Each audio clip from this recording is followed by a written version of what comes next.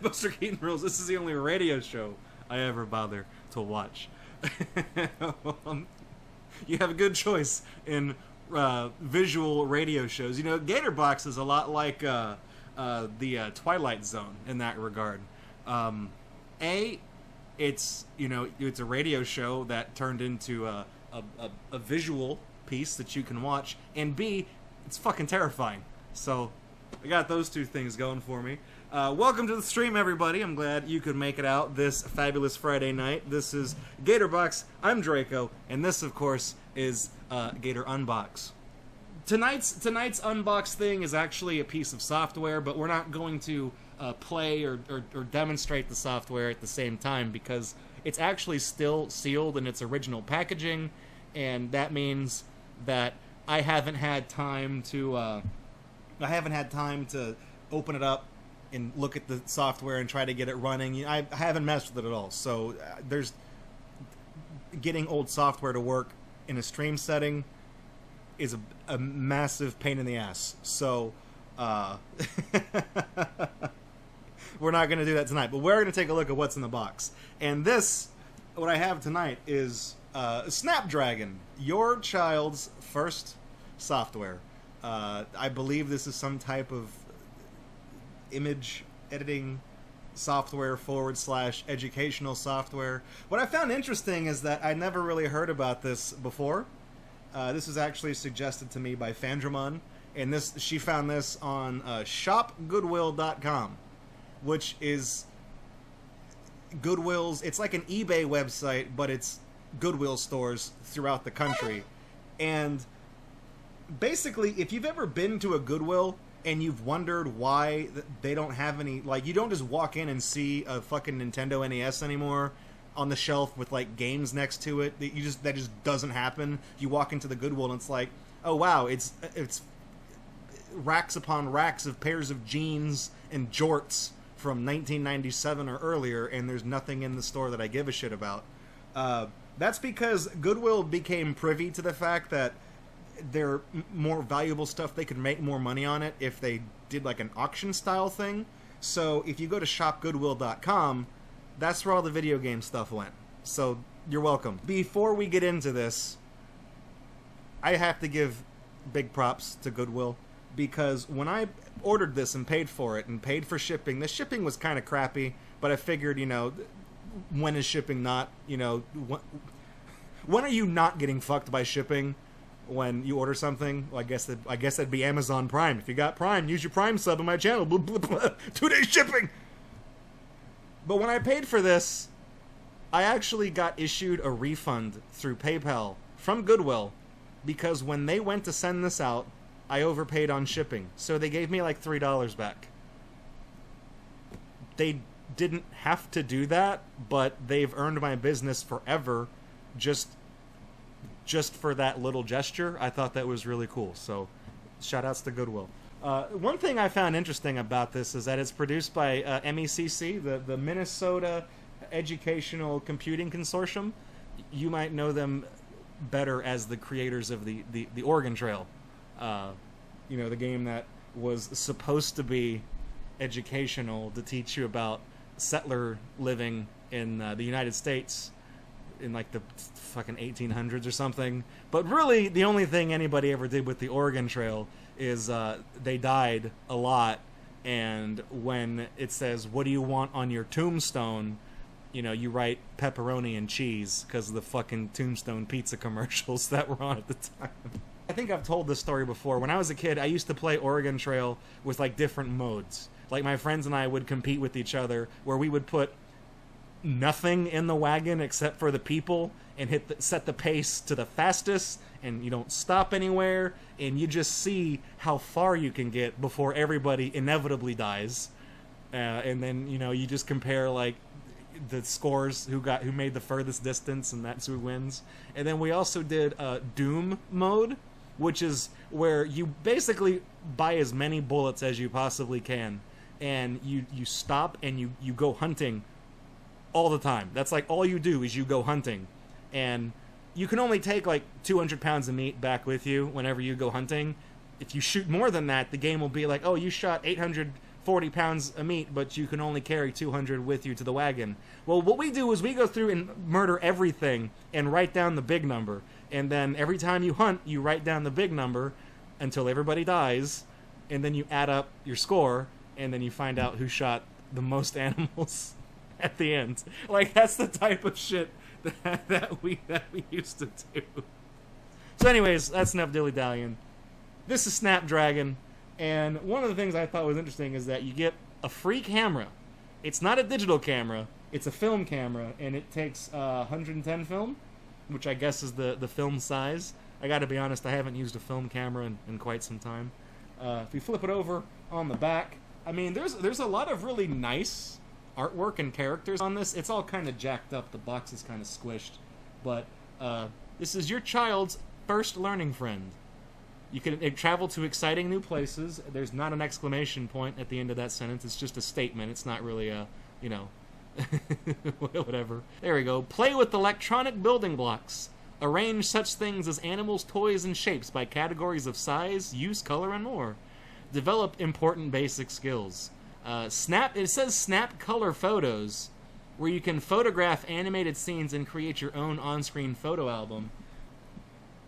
But I don't think you can do that with the included camera, because it is a film camera. It's not a digital camera, so maybe you're just taking screenshots in the game, kind of how some games, you know, like Kid Pix or whatever, you could do stuff. Or like, there's one game when I was in like first grade, it was called the Jelly Bean Factory, and you make these cookies with jelly beans on them, or you can make a monster as well, and pick the eyes and pick the body and the nose, and then you can print out your picture of the monster. I feel like that's probably what the same thing is. There you go. Color fun pictures. Color drawings in the electronic coloring book, or print them to color with crayons, which, you know, generally, you know, mom and dad probably would be like, you better print that in black and white. Make use of those 64-pack of Crayola crayons you just had to have. So it's mostly, I mean, the artwork in this looks all hand-drawn. It looks like it was done in crayons, but done by somebody with talent. So I don't know if the whole game looks this way or what, but it's really endearing, and I don't know. It just seems like a lot of fun. Also, you know, SnapDragon is a flower, but when you put a space between it, which doesn't seem to have a space here, but you know it does on this side, then it's a dragon presumably named Snap who takes pictures, who takes snaps with the camera. You know what I mean? Anyways, before I open this up, I want to point out that the original price of this software was $27.99 when it came out, which seems like a lot of money, but you do get a free camera, so you bet your ass we're going to take a look at that. Now I'm going to break the seal on SnapDragon. I'm finally going to unleash him or her into the world. Does it actually say? No, SnapDragon only speaks in the first person. I'm assuming SnapDragon looks like a girl, but it doesn't say whether SnapDragon is a girl or a boy, so I don't know. But okay, I mean, unwrap this. Fandramon, SnapDragon is better than Pokemon Snap. I ain't gonna try to change your mind. What year was this? Does it say? Oh, copyright 1992. It's not gonna focus on that. Yeah, there we go. Copyright 92. So this is like a 27-year-old thing that's just been sitting in a box. It's old enough to vote. It's old enough to drink. It's old enough to smoke, even with the adjusted ages for buying tobacco products. You poor son of a bitch. It's also like stuck, and I think it's because it's smashed to the point where it just won't open. So I'm trying to be careful with this. There's no tape on it, right? No. Oh. Uh-oh. Maybe this got wet at some point, because the paper is kind of stuck to itself. Luckily, oh my god. SnapDragon, please. Okay. Fuck. Sorry. This inside corner was really bad. It was like stuck to itself. So maybe there is a little bit of moisture damage. I don't know, but it looks like the contents of this are not fucked up. So let's take a look. What do we got here? This is the MECC software collection, 92 to 93, for IBM incompatibles, Macintosh, and Apple. Over 80 million products sold in homes and schools since 1973. Well, goddamn. Here we go. There you go. Look at that. The Oregon Trail. And if you... Oh my god. The Oregon Trail for Windows and Macintosh... I guess maybe not necessarily Windows, because technically IBM and compatibles, you could be running DOS and not Windows. That's kind of what it was meant for. It would run you $50 for the Oregon Trail. That's not even the Oregon Trail 2. But I mean, that's like the most expensive thing on this page, I think. And I think they knew that. That was their bread and butter. Everybody knew about this game. Everybody loved this game. So, follow the trail carved in the harsh wilderness by 19th century pioneers in one of the most popular computer simulations of all time. You can't argue with that. You'll sharpen your survival skills. Yeah, in case you ever find yourself needing to ford a river or caulk the wagon and float it. Trade for supplies, learn about U.S. landmarks, and make life or death decisions while facing the perils of snake bites, broken wagon wheels, dangerous weathers, disease, and even death. That's right. You'll make life or death decisions about death. Good job. So let's see what else they got here. Actually, then you have easy color paint, which this sounds ridiculous because it's like, why don't you just use Microsoft Paint? Well, at the time, MS Paint was actually called Paintbrush, and it was a part of Windows 3.1, and it was actually a piece of shit software. It was not very good at making things. So this thing right here, Easy Color Paint, it says it actually allows for 256 colors, which is pretty incredible. I think MS Paint was limited to like 16 or 32 or something, and then it gave you the illusion of there being more colors because it would like dither between other ones to, you know, to make like orange and things like that. So we did have stuff like that, but Easy Color Paint, I mean, $60 for a paint and drawing program sounds pretty outrageous, but back then none of that existed. So, and then we have USA Geograph, which just appears to be just a lot of maps. It'll run you $50 too if you want to have maps of everything. You can color it and look at all sorts of information that would have been relevant in 1992. But that's one of those things that's like worthless today because it's like, yeah, let's find out what the population of North Dakota was 27 years ago. I'm sure that hasn't changed. Actually, it probably hasn't because there's fuck all to do in North Dakota. So we have Storybook Weaver, which I think is a thing that you can use to write your own stories, and it has clip art that you can put down, which is pretty cool. I remember hearing about this. There's SnapDragon, original price $50 for SnapDragon, so I mean, so that's a lot of money for software. But I noticed it still comes with a camera, even though it costs as much as the Oregon Trail, so that's interesting. And then we actually have down here the Secret Island of Dr. Quandary. I actually have a copy of this game. In fact, I can see it from where I'm sitting right now. It's actually over there by the console. And I've been trying to get this to work. I think I have it working, but I'm not sure if it's good enough of a game for like a Friday show. Basically, you go to this game is actually kind of fucking terrifying. I remember when I played this game as a kid, it scared me. You go to this really seedy, rundown carnival, and you play a game where you play a shooting gallery game there. It's the only thing you can do. You walk to the carnival, you play the shooting gallery game, and you can pick a doll as your prize. And the names of the dolls are like named after the difficulties for like the puzzles and things like that, and how many chances you get. But like when you pick up the doll, the head of the doll detaches and levitates and floats at the screen, and then like a big purple vortex appears and sucks you into it.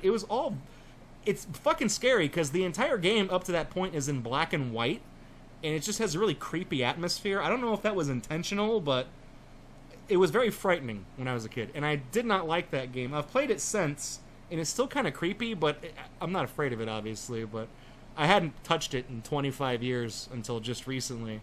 Then, of course, we've got the product registration card. asking you all these questions about your computer system and whether or not you have a joystick.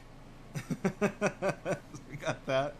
We have the guide for SnapDragon.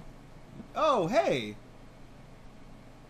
And it actually has, like, this is in the middle, obviously, because there's the staples.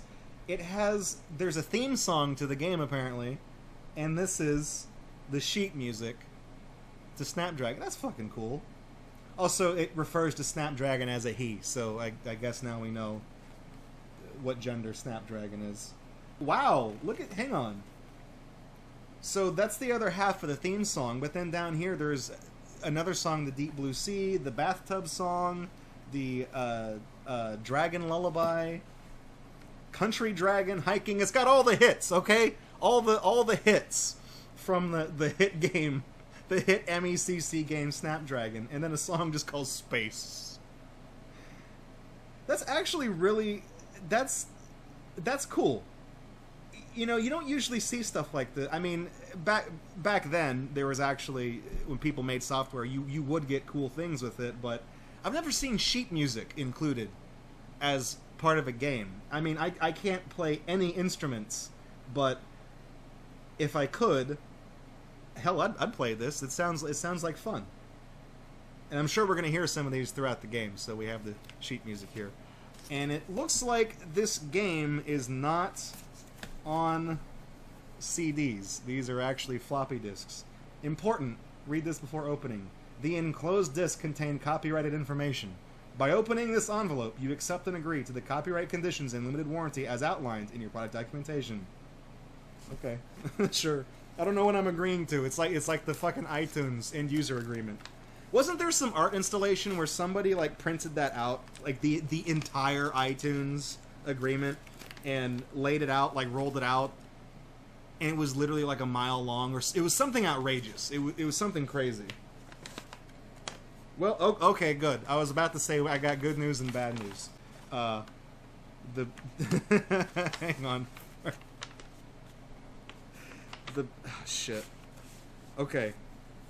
The bad news was going to be that we actually got the copy of the game on a 5.5 size disc, and I don't have anything that can read these, unfortunately. So this is like pristine.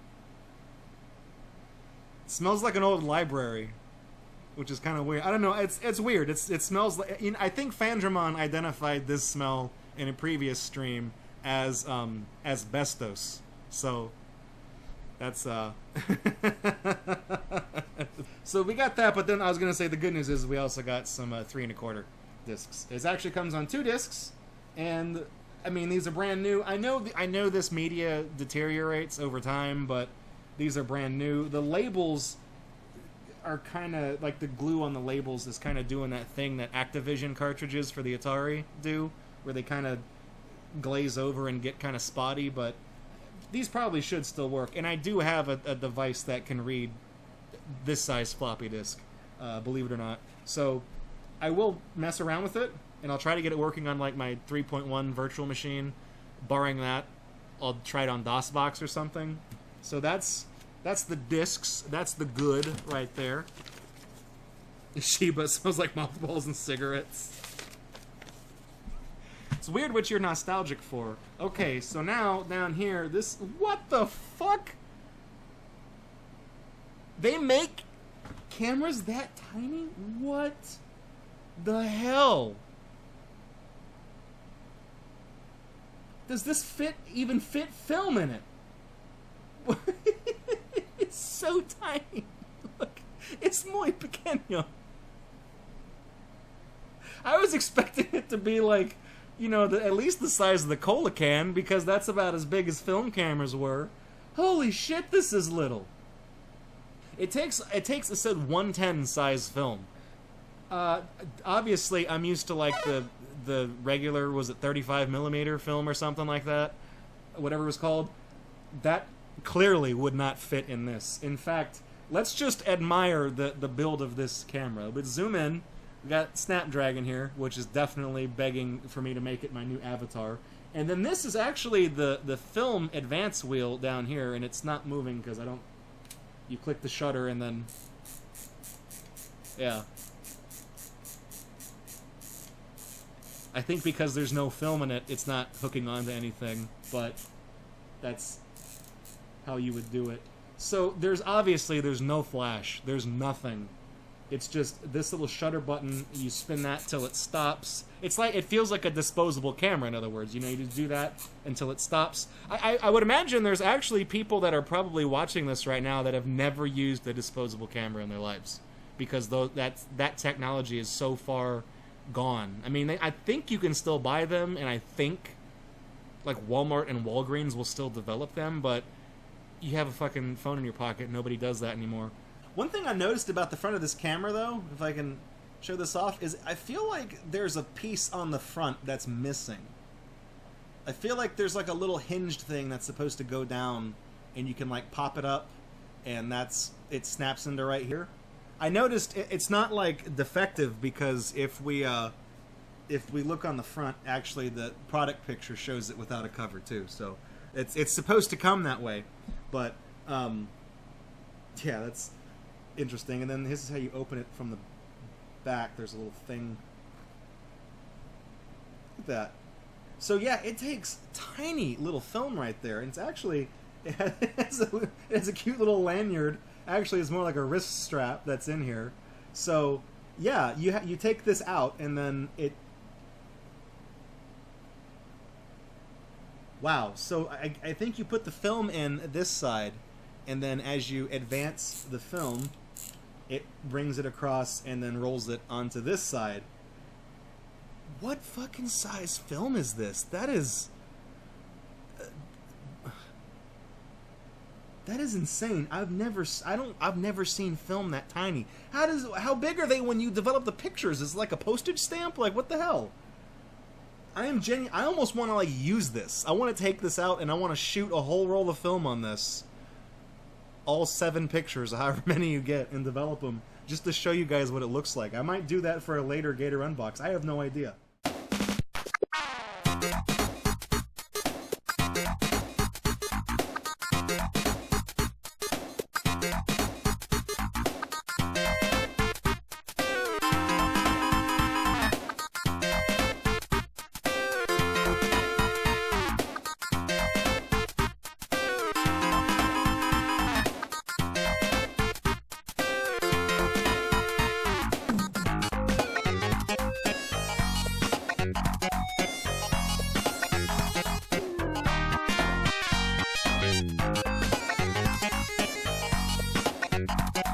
This intrigues me. It's such a simple camera. Like when you like there's no electronics in it whatsoever. It is the most rudimentary camera that there is. There's not really a viewfinder, there's no flash, there's no automatic advance, there's nothing. It literally is just exposing the film to light for a split second to make an imprint on the negative, and that's it. It does literally nothing else. There are no other features with this camera except for the fact that it came with the little noodle that I can attach it to.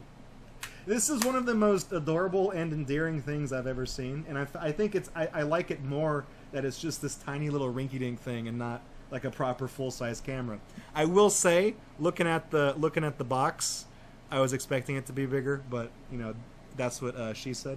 So we just clip this in on the side, and yeah, look at that. We got ourselves a little SnapDragon camera, and something that will almost certainly wind up on the shelves behind me because I am in love with this thing. I think it's adorable. I guess I'll go to Walmart tomorrow, or I'll go to Walgreens. Walgreens seems to give a shit about developing pictures still. I'll ask them if they have anything that fits in this, and they'll tell me no. And then I'll have to like hunt down some new old stock on like Amazon that's probably all rotten and messed up. But also, yeah, Buster Keaton rules. You're right. Like, retro photography is definitely a thing, and there is bound to be someone who has like old Kodak or Fujifilm, something that will go in this, and we'll figure it out. The box said it was 110 film. I've never heard of that.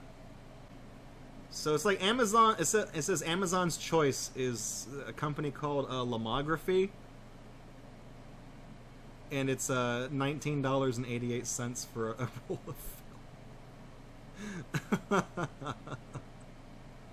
I'm not sure.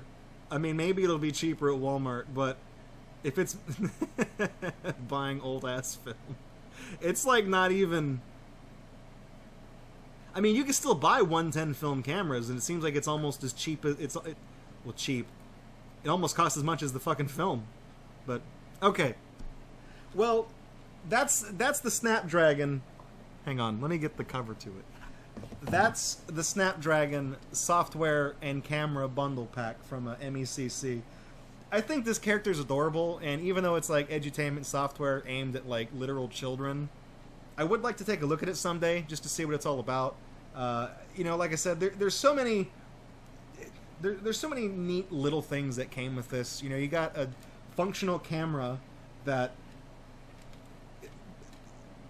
I didn't realize they made them this tiny. Even back then, I'm impressed with this camera. Just the fact that you get something like this is amusing to me. And then when we looked through the manual, and it actually came with like sheet music and stuff like that. You know, when you buy games these days, you don't get stuff like that. I mean, this isn't SnapDragon Collector's Edition bundle that comes with like the fucking season pass, and then you get the sheet music and the fucking camera. They didn't do that back then.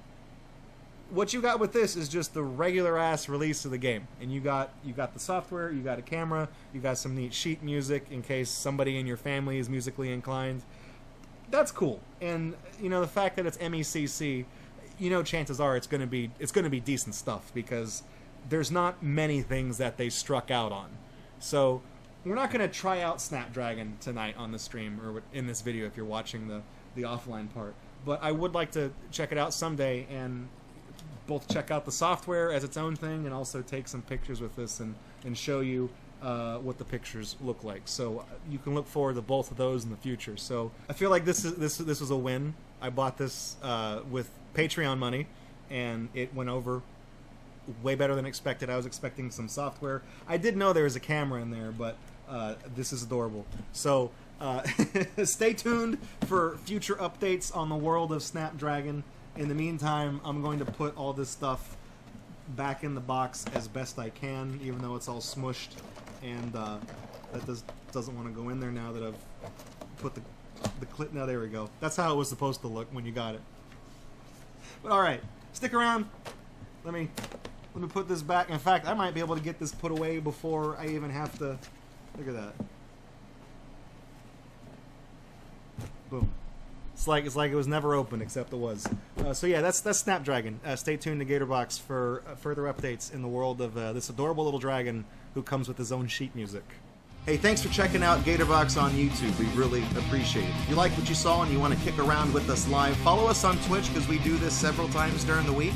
And if you want to support this channel, you can do so by subscribing right here on YouTube, following or subscribing over on Twitch, or even making a pledge on Patreon. Your support over the years has been tremendous. Thank you so much, and we look forward to seeing you in the next video right here on Gatorbox.